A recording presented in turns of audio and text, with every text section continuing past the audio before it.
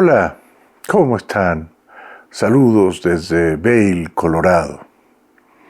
Buenas noticias. El presidente electo de Venezuela, don Edmundo González Urrutia, ha dado hoy 2 entrevistas desde Madrid. Una a la agencia española de noticias EFE y la otra a la radio colombiana WOW. En ambas, don Edmundo se ha comprometido formalmente a estar en Caracas, Venezuela, el próximo 10 de enero para juramentarse como presidente legítimo de ese país. Sin embargo, y es comprensible, ha dicho que prefiere no dar todavía los detalles de su viaje, de cómo y cuándo llegará a Caracas. No he comprado el boleto todavía, ha precisado don Edmundo. ¿Lo comprará en Iberia, vuelo directo de Madrid a Caracas o en Air Europa? Creo que no. Don Edmundo ha dado a entender, y esto me confirman mis fuentes, que antes de llegar a Caracas, el 10 de enero o en la víspera, hará una gira por América, por Latinoamérica, ojalá que por América incluyendo a Estados Unidos también, y a Canadá, ¿por qué no? Don Edmundo ha dicho, y tiene razón, soy el presidente más votado en la historia de Venezuela. Más de 7.300.000 votos. Eso le da una legitimidad, ¿verdad? Me parece estupendo que haga una gira por América antes de llegar a Caracas. Creo que debería ir no solamente a Buenos Aires y a Santiago de Chile, a Lima y quizá a Bogotá, después hablaré de Petro, que una vez más me ha decepcionado, a San José, Costa Rica, Ciudad de Panamá, pero principalmente a Washington, ¿no? ¿Desde qué ciudad americana emprenderá viaje finalmente a Caracas? No lo sé. Él, como siempre, ha sido conciliador en estas 2 entrevistas que estoy comentando. Porque ha dicho, por ejemplo, que él está a favor de la reconciliación, que Maduro tiene que concluir su mandato el 10 de enero y luego tomará su rumbo, pero, ha aclarado don Edmundo, el chavismo es una fuerza política importante en Venezuela y debe ocupar un espacio en Venezuela. O sea que don Edmundo está siendo sumamente prudente, cauteloso, conciliador al decir que si él es el presidente después del 10 de enero, el chavismo ocupará un espacio importante dentro de la democracia venezolana recién recuperada, ¿no? Si me apuran, a mí me parece que el espacio del chavismo o de sus principales líderes no es el ejercicio democrático, sino la cárcel misma, ¿no? Yo creo que casi todos los espadones del chavismo han cometido delitos muy serios y deberían pagar por ellos. Pero esta es mi opinión personal y celebro que González Urrutia no solo se comprometa a estar en Caracas el 10 de enero, sino que anuncie una gira por América Latina antes de, y que diga que, siendo el presidente, no perseguirá de un modo rencoroso, vengativo, sañudo al chavismo, ¿verdad? Sin embargo, desde Caracas, los portavoces más biliosos del chavismo han escupido vitriolo contra don Edmundo. ¿Qué diferencia en el lenguaje, en la estatura, en el vuelo y en los modales, ¿no? Mientras don Edmundo habla de un modo conciliador y hasta respetuoso respecto del chavismo, quizá exagerando un poco, ya digo,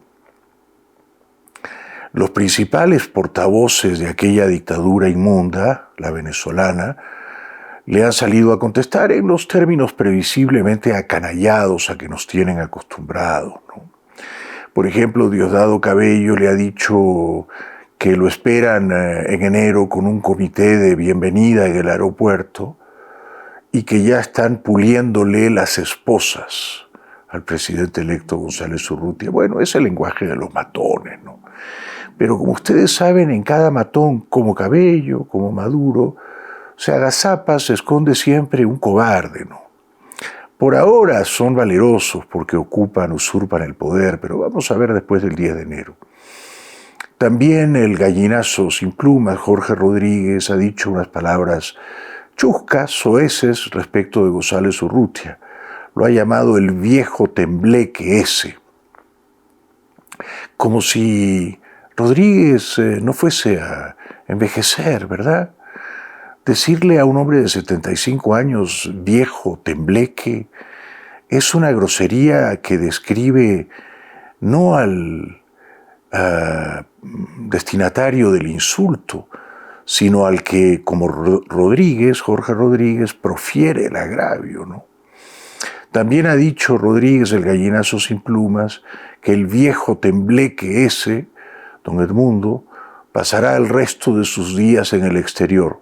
Pues vamos a ver, lo veremos el 10 de enero y después.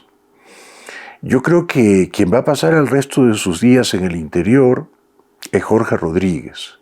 No en el interior de Venezuela necesariamente, pero sí en el interior de una cárcel, de una mazmorra, de un calabozo.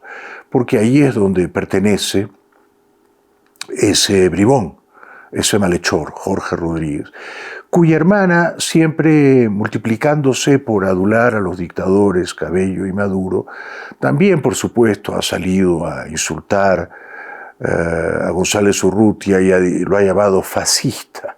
Fascista. Ellos, los hermanos Rodríguez y Cabello y Maduro, ellos son un régimen fascista, a no dudarlo. Hay que ser miope para no advertirlo. Y en cambio González Urrutia es todo menos un fascista. Es un demócrata paciente, tolerante, cauteloso, respetuoso de las disidencias. Ya digo, ha manifestado que con él como presidente el chavismo tendrá un espacio importante que ocupar en la Venezuela democrática. Es ridículo que lo llamen fascista, ¿verdad? Así están las cosas entonces.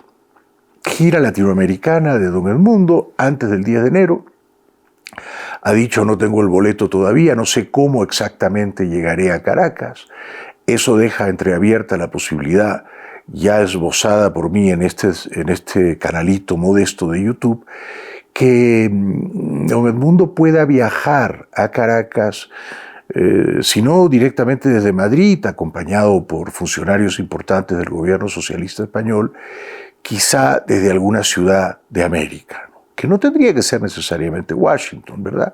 Podría ser San José, Costa Rica, o podría ser Brasilia, o podría ser Lima, o podría ser Buenos Aires o Santiago.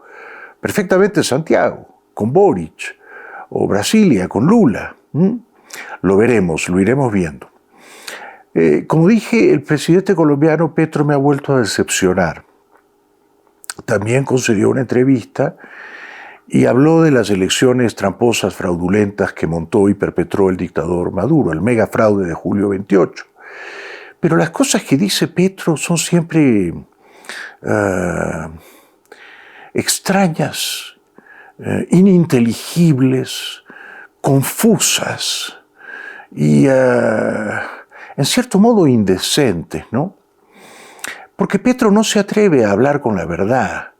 No dice Maduro se robó la elección, Edmundo fue el ganador legítimo, aquello fue un fraude colosal. No se atreve a decirlo, ¿no? Dice las elecciones en Venezuela fueron un error. ¿Por qué fueron un error? Yo creo que fueron un acierto. Fueron un acierto porque permitieron que el mundo advirtiera nítidamente, sin dudas, de que el gran ganador era el líder de la oposición, González Urrutia, que sacó 4 millones de votos más que Maduro. ¿Por qué decir que esas elecciones fueron un error? Un error desde el punto de vista de Maduro, porque perdió de modo bochornoso, aplastante, pero un acierto desde el punto de vista de quienes queremos que Venezuela recupere las libertades. Y luego dice que el voto en Venezuela no fue libre. En parte es verdad, no fue libre porque la dictadura, por ejemplo, no permitió la libre candidatura de María Corina Machado, que en justicia debió ser la candidata presidencial de la oposición. Pero no, Petro razona de una manera obtusa. Dice, el voto no fue libre porque hay un bloqueo contra Venezuela. Cuando habla del bloqueo se refiere a las sanciones petroleras que en su día impuso Trump contra Venezuela. Pero ese bloqueo o esas sanciones o aquel embargo no estaban en pie ya cuando los venezolanos fueron a votar a finales de julio, porque Biden había suprimido, había levantado todas las sanciones. Es por tanto mentira, señor Petro, que el voto en Venezuela no fue libre porque Estados Unidos había impuesto un bloqueo contra Venezuela. Y finalmente dice algo que me deja verdaderamente triste, Petro. Dice, la exigencia de un cambio de gobierno radical en este momento en Venezuela no es realista. O sea que Petro dice que no conviene un cambio de gobierno radical en este momento. En este momento se entiende en enero, ¿no? O antes o después. No, dice, no conviene. Esa exigencia no es realista. Pero bueno, es que no es una exigencia, es un mandato, es la voluntad popular. 7.300.000 venezolanos se han expresado en ese sentido y quieren que a partir de enero 10 el presidente sea González Urrutia. De manera que la exigencia es que Maduro reconozca su derrota y se vaya. Y es verdaderamente triste, patético, deshonroso que Petro diga que no conviene un cambio de gobierno en Venezuela. Porque no sería un cambio de gobierno, sería un cambio de régimen, de una dictadura a una democracia, de una cruel tiranía bananera a un régimen surgido de la voluntad popular libremente expresada en julio 28.